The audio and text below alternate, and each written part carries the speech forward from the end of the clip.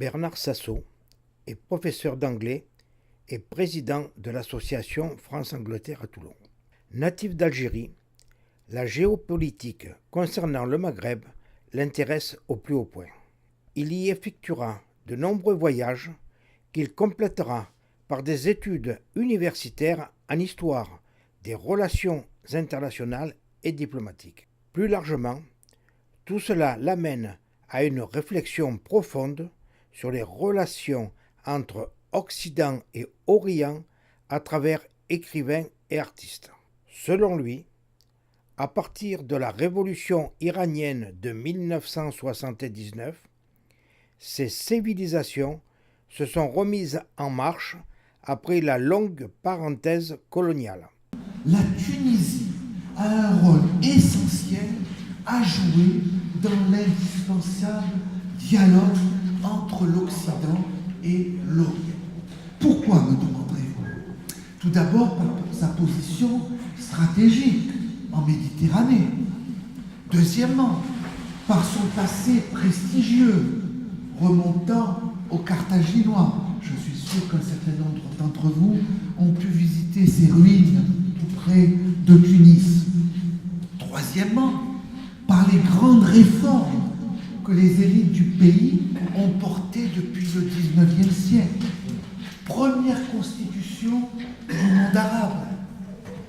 Réforme institutionnelle de Kéreddin Pacha au milieu du XIXe siècle, dont on a dit, et je cite ici un historien contemporain, la réforme en politique nécessite un renouveau en matière de religion, y compris une interprétation rationnelle de l'écriture divine et la connaissance par les érudits de l'islam des questions et des événements du monde afin d'être en mesure de fournir une compréhension contextuelle des textes sacrés.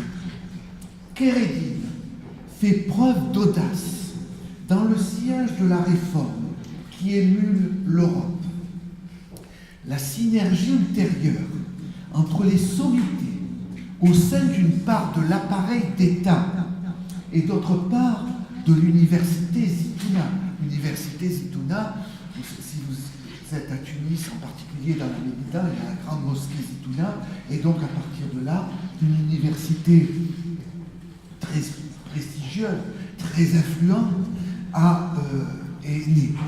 Dessine un itinéraire réformiste qui inspire toujours de façon indélébile la constitution des agendas de renouvellement dans la Tunisie moderne.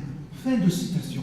On voit bien l'intérêt de cette citation pour ce qui s'est passé et ce qui est en train de se passer à l'heure actuelle dans la Tunisie contemporaine.